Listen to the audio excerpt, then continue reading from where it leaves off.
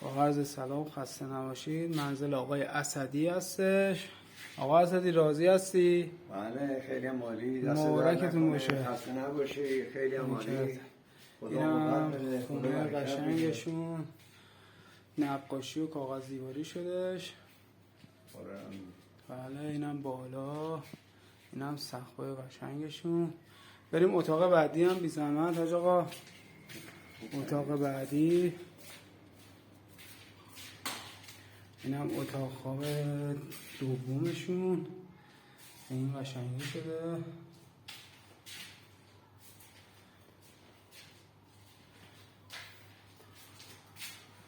مبارکتون باشه انشالله عروسی. سلامت باشید. منظر برقرار باشه.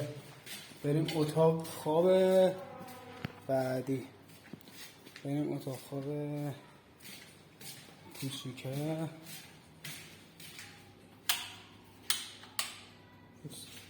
اینم اتاق خواب کوچیک، اینم از سقفشون.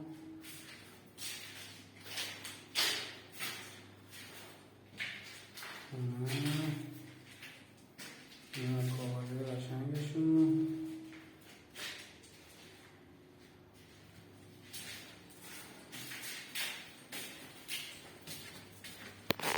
اینم از حالشون، حال قشنگشون.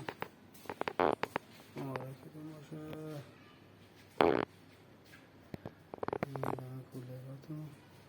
اینم از سقف زیباشون، سقفشون هم رنگ شده.